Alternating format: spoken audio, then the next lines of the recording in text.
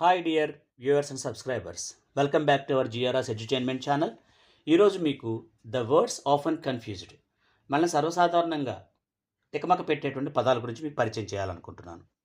మనలో చాలామంది వాళ్ళు సంభాషించేటప్పుడు యాంగ్జైటీ బదులుగా క్యూరియాసిటీ, అలాగే క్యూరియాసిటీకి బదులుగా యాంగ్జైటీ అని వాడుతూ ఉంటారు.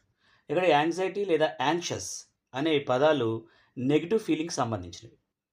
అదే క్యూరియాసిటీ లేదా క్యూరియస్ అనే పదాలు పాజిటివ్ ఫీలింగ్కి సంబంధించినవి. దీని బదులు ఇది, దీని బదులు అది వాడుతూ ఉంటారు. ఇక్కడ నేను యాంగ్జైటీ మీద ఒక సెంటెన్స్ రాశాను.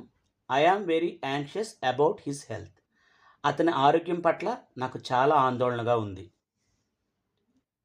అదే క్యూరియాసిటీ చూస్తే I am very curious about his arrival. అతని రాక కోసం నేను ఆతృతగా లేదా కుతూహలంగా ఎదురు చూస్తున్నాను. దీని బదులు ఇది వాడుతుంటారు, దీని బదులు ఇది వాడుతుంటారు. మీకు చిన్న ఎగ్జాంపుల్ చెప్తాను. ఈ గుప్పెట్ నేను అలా మూసి లోపల ఏముంది అని నేను అడిగాను అనుకోండి, అందరూ కూడా లోపల ఏముందో అనేటువంటి కుతూహలాన్ని ప్రదర్శిస్తారు. అదే ఈ చేతితోటి నేను పిన్ని పీకిని గ్రెనేడ్ పట్టుకున్నాను అనుకోండి, అది ఎవరి మీదకి వేస్తాననేటువంటి యాంగ్జైటీ మీలో పెరుగుతుందన్నమాట.